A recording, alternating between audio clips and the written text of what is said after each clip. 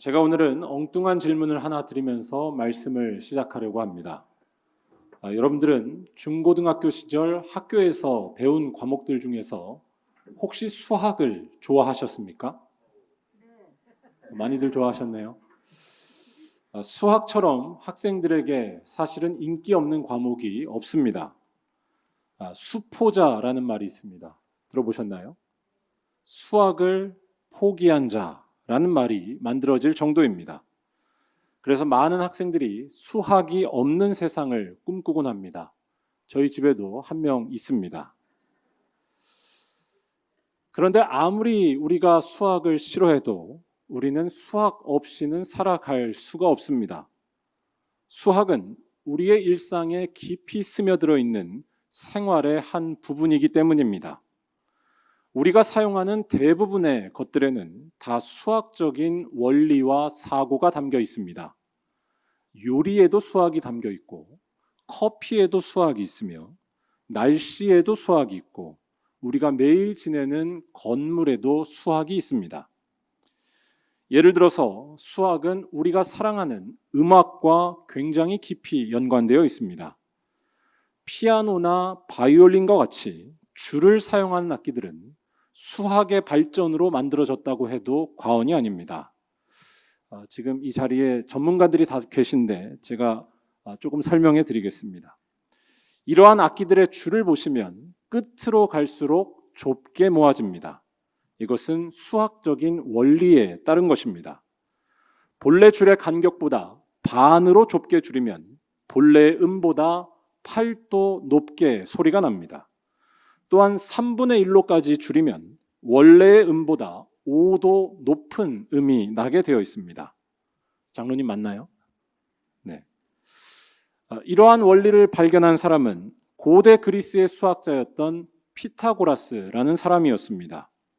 그는 이 원리를 바탕으로 서양 음악의 7음계를 만들었고 여기에서부터 기타나 또 바이올린 또한 피아노와 같은 악기까지 만들어졌습니다. 수학이 없었다고 한다면 아름다운 바이올린 소리도 또 우리를 위로해주는 음악의 그 깊은 세계도 알 수 없었을 것입니다. 제가 수학 시간도 아닌데 수학에 대해서 설교 시간에 말씀드리는 이유는 하나님이란 분에 대해서 말씀드리기 위함입니다. 앞서 말씀드린 것처럼 수학이 없는 세상은 상상할 수가 없습니다. 그런데 하나님은 그보다 더 근원적인 존재시라는 겁니다. 하나님은 수학 이상으로 우리의 삶에 계셔서 우리의 삶 자체를 존재케 하시는 분이기 때문입니다. 하나님의 도우심이 없이는 이 세상 만물이 다 있을 수가 없습니다. 이는 마치 세상 모든 식물들이 햇빛의 도움이 없이는 자라날 수 없는 것과도 같습니다. 햇빛은 농부에게 전부와도 같습니다. 곡식을 기르는 농부에게 햇빛은 단순한 것이 아닙니다. 곡식을 자라나게 하는 근본적인 원동력이 바로 햇빛에 있기 때문입니다. 즉 비유컨대 하나님은 햇빛과 같다는 것입니다. 아니 하나님은 햇빛 이상의 존재가 된다고 말할 수 있습니다.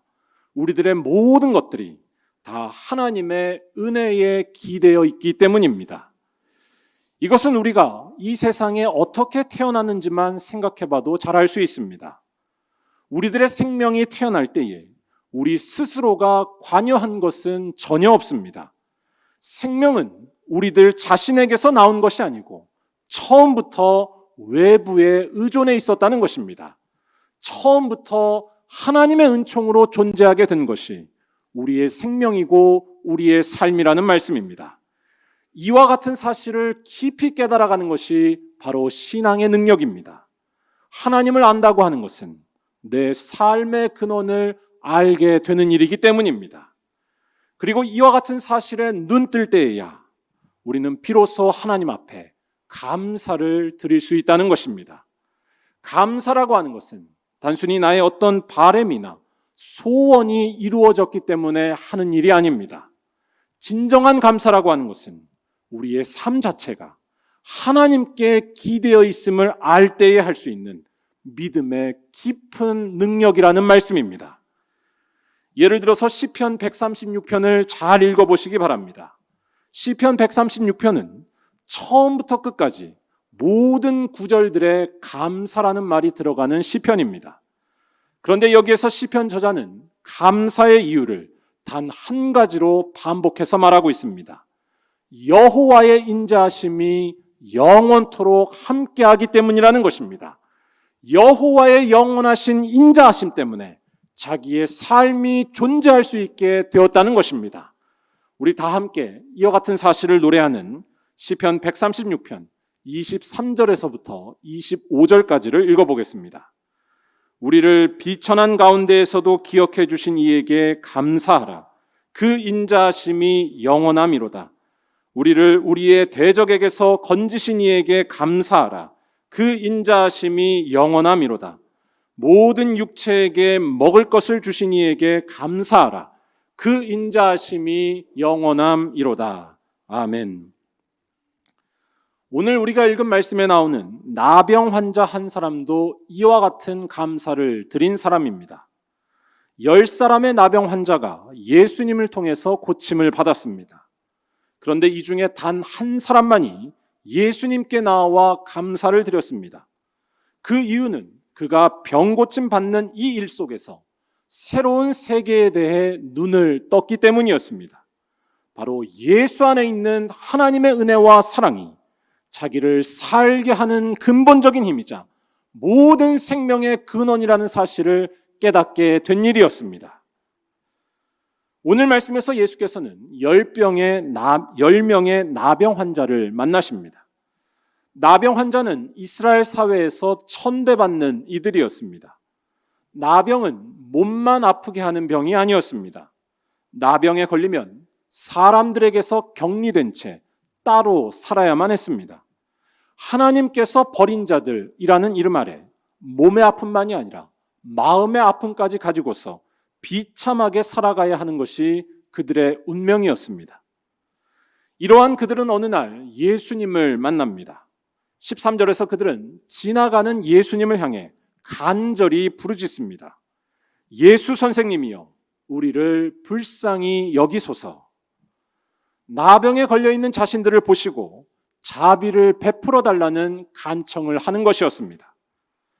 그러자 14절에서 예수께서는 이들에게 가서 제사장들에게 너희 몸을 보이라 라고 말씀하십니다. 이것은 예수께서 그들의 몸을 고쳐주시겠다는 뜻이었습니다. 제사장들에게 가서 몸을 보인다는 것은 나병에서 회복되었을 때만 하는 일이었기 때문입니다. 예수님의 이러한 말씀의 능력은 곧바로 나병 환자들에게 나타납니다. 14절을 보면 그들이 제사장들에게 가는 동안 낫게 되었다고 하는 놀라운 말씀이 나옵니다. 그런데 오늘 말씀은 이렇게 병에서 낫게 된 이야기만으로 끝나지 않고 있습니다. 이 이야기 이후에 오늘 말씀에 본격적인 이야기가 등장합니다. 바로 이 10명의 나병 환자 중에서 단 한 사람만이 예수님 앞에 나와 감사를 드렸다는 것입니다. 10명 중에 한 사람만이 나와서 감사를 드렸다라는 것에 대해 예수께서는 특별히 강조하면서 말씀하십니다. 17절을 보면 예수님의 그와 같은 말씀을 잘 알 수 있습니다. 예수께서 대답하여 이르시되 10사람이 다 깨끗함을 받지 아니하였느냐? 그 9은 어디 있느냐? 라고 말씀하십니다. 듣기에 따라서 예수님의 이 말씀은 조금 이상하게 들릴 수도 있습니다. 예수님이 조금 속 좁은 것은 아닌지 속 좁게 말씀하시는 것처럼 들리는 것입니다. 고쳐주셨으면 그걸로 된 것이지 굳이 감사를 바라고 계시는 예수님의 이 모습이 요새 하는 말로 꼰대 같아 보인다는 것입니다. 하지만 예수님의 말씀은 그와 같은 뜻이 아닙니다. 예수께서 지금 감사하고 있는 이 한 사람에 대해서 강조하는 것에는 다른 이유가 있었습니다. 이 사람이 나병이 낫는 것을 통해 새로운 세계를 보고 깨달은 것에 대해 말씀하시려는 의도였습니다. 바로 예수 안에 있는 하나님의 은혜와 사랑이 사람을 근본적으로 살게 하는 생명의 원천이자 근원이라는 사실입니다. 16절 말씀을 다시 잘 보시기 바랍니다. 감사를 드리고 있는 이 사람은 예수님의 발 아래에 엎드려 감사했다고 나옵니다. 발 아래에 엎드린다는 것은 보통의 행동이 아닙니다. 이것은 예수님께 절대적인 권위와 능력이 있음을 인정하는 행위입니다. 예수님에게 모든 아픔을 고치시는 능력이 있으며 예수님에게 우리의 삶을 다시 일으켜 세우는 생명의 권위가 있음을 인정하는 행동인 것입니다. 예수님이 바로 생명의 원천이 되심을 깨우친 것입니다. 쉽게 말해서 지금 예수님 앞에 나와 감사를 드린 이 사람은 병만 나은 정도가 아니었습니다. 이 사람은 병이 나았을 뿐만 아니라 하나님의 놀라운 은혜의 세계를 깨닫고 경험했습니다. 병을 낫게 하는 능력이 있으며 삶을 일으켜 세우는 구원의 세계와 생명의 세계를 맛본 것입니다. 그러한 능력이 예수 안에 있음을 보고서 엎드려 감사했던 것입니다. 병이 나았으면 됐지, 병을 낫게 하는 그 능력과 근원까지 아는 것이 무엇이 그리 중요한가라고 반문할 수도 있습니다. 지금 당장 아프고 힘든 일이 있는데 그것을 잘 이겨내기만 해도 충분한 것이 아니냐라고 하는 반문입니다. 하지만 이와 같은 생각은 한편으로는 우리가 이해할 수 있지만 다시 한번 잘 생각해 보면 오히려 우리들에게 손해가 되는 생각입니다. 예를 들어서 제가 맨 처음에 말씀드린 음악 이야기로 비유하자면 이러한 생각은 노래 한 곡만 알고 있지 그 노래를 낫게 한 음악의 세계는 모르는 것과 같기 때문입니다. 노래 한 곡만 아는 것과 음악을 아는 것은 전혀 다른 일입니다. 음악의 신동이라 불리는 모차르트에 대해서 아는 두 사람이 있다고 생각해 보시기 바랍니다.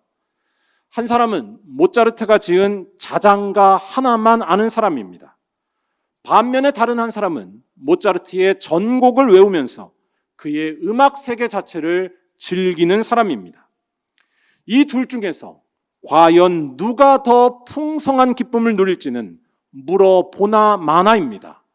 모차르트의 아름다운 음악을 가능케 한 그 근원을 아는 사람이 훨씬 더 풍성한 기쁨을 누릴 수밖에 없습니다. 즉 하나님을 안다는 것도 마찬가지라는 말씀입니다. 하나님을 진정으로 알면 병이 낫는 정도로만 그치는 것이 아닙니다. 하나님을 진정으로 만나고 알면 어떤 아픔과 절망도 이기게 하시고 어떤 상황에도 생명을 주시는 하나님의 풍성한 세계에 참여하게 된다는 말씀입니다. 그것이 더 풍성한 기쁨을 누리는 길이고 또한 그것이야말로 바로 예수를 만나는 일이라는 말씀입니다. 오늘 말씀에서 예수님께 감사를 드렸던 사람은 바로 이와 같은 엄청난 일을 경험한 사람이었습니다. 그가 감사할 수밖에 없었던 이유는 다른 데 있지 않았습니다. 자기의 삶이 예수 안에 나타난 하나님의 이 놀라운 은혜에 전적으로 기대어 있다는 것을 깨닫고 믿음의 깊은 세계로 나아간 것이었습니다.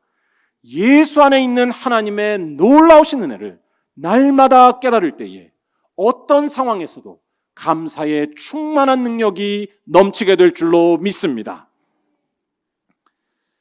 복음서에는 예수께서 떡 7개와 물고기 2마리를 가지고 4,000명이 넘는 사람들을 배불리 먹게 하신 칠병이어의 사건이 나옵니다. 그런데 이 말씀을 잘 보면 떡 7개와 물고기 2마리를 받아 드신 예수께서 먼저 감사 기도를 드리시는 것을 볼 수 있습니다. 이와 비슷한 사건인 오병이어 사건에서는 예수께서 축복 기도를 드리시는데 이 칠병이어 사건에서는 감사 기도를 먼저 드리시는 것이었습니다. 마태와 마가 두 복음서를 보면 이 부분에 대해서 축사하셨다라고 기록하는데 이 축사라고 하는 말은 다른 말로 하면 감사 기도를 드리셨다라고 하는 의미입니다. 예수께서 떡 7개와 물고기 2마리를 받아 드시고 감사 기도를 먼저 하셨다라는 것은 생각해 볼 때에 매우 어색하고 또한 이상한 일입니다. 4,000명이나 넘는 많은 사람들이 그 앞에 기다리고 있었고 또한 그 사람들은 다 굶주려서 기진맥진해 있는 상태였습니다. 이런 상황에서 얼마 되지 않는 칠병이어를 들고서 감사 기도를 드릴 수는 없는 일입니다. 이 많은 사람들을 먹일 만한 많은 양식이 준비되어 있어야지만 감사 기도를 드리는 것이 우리들의 보통 모습입니다. 하지만 예수께서는 작고 초라한 칠병이어를 들고서 하나님 앞에 먼저 감사 기도를 드리셨습니다. 예수께서 이와 같이 하신 이유는 분명했습니다. 그 작고 초라한 것 속에도 하나님의 놀라운 은혜가 숨겨 있음을 아셨기 때문이고, 무엇보다도 하나님의 그와 같은 놀라운 은혜만이 모든 사람들을 먹여 살리는 생명의 근원이 됨을 아셨기 때문입니다. 무엇이 사람을 살게 하는지 그 근원에 대해 예수께서는 아셨던 것입니다. 예수께서 드리신 그와 같은 감사의 기도는 아주 놀라운 결과를 낳았습니다. 예수님의 기도는 4,000명이나 되는 사람들을 떡 7개와 물고기 2마리로 풍성히 먹이는 생각할 수 없었던 결과로 나타났습니다. 삶의 조건이 아니라 그보다 더 근원적이신 하나님의 은혜에 감사하며 깨어있을 때 우리의 삶 속에도 생명의 풍성함이 넘치게 됨을 예수께서 몸소 보여주신 것입니다. 사랑하는 우리 말년교회 성도 여러분, 감사할 조건이 보이지 않는 때일지라도 우리는 감사할 수 있는 줄로 믿습니다. 삶의 조건이 아니라 하나님의 은혜가 우리의 생명을 붙들고 있는 원천이고 근원임을 믿기 때문입니다. 병이 나았다는 사실보다 더 중요한 사실, 하나님의 놀라운 은혜의 세계를 바라보면서 감사하지 않을 수 없는 믿음의 깊은 세계로 나아가시기를 간절히 바랍니다. 올 한 해를 한번 돌이켜보시기 바랍니다. 무엇이 우리들의 인생을 지금까지 끌어왔다고 생각하십니까? 눈에 보이는 물질과 조건이 우리의 삶을 여기까지 인도한 것이 아니라 그 모든 것의 근원이 되시고 생명의 주인이 되시는 하나님의 은혜로 오늘 여기까지 오게 된 줄로 믿습니다. 또한 이와 같은 놀라우신 하나님의 은혜는 예수 안에서 항상 밝히 빛나고 있는 줄로 믿습니다. 십자가에서 죽으시고 부활하신 예수님께는 하나님의 능력과 권세가 있을 뿐만 아니라 이 예수를 믿는 자에게는 하나님께서 떠나지 않고 함께 하시겠다고 약속하셨기 때문입니다. 예수 안에 나타난 하나님의 은혜만이 우리의 삶의 원천이고 근원이라는 사실입니다. 우리들의 감사는 바로 이와 같은 사실에 눈뜰 때에만 가능합니다. 무엇 때문에 감사하는 것이 아니라 무엇에도 불구하고 늘 살아있는 하나님의 은혜를 알기 때문에 항상 감사하는 귀한 능력입니다. 바라기는 이와 같은 놀라운 능력과 고백이 코로나로 모두가 힘겨운 이때에도 우리 말년교회 성도 모든 분들에게는 늘 차고 넘치시기를 주님의 이름으로 간절히 축원합니다. 기도하겠습니다.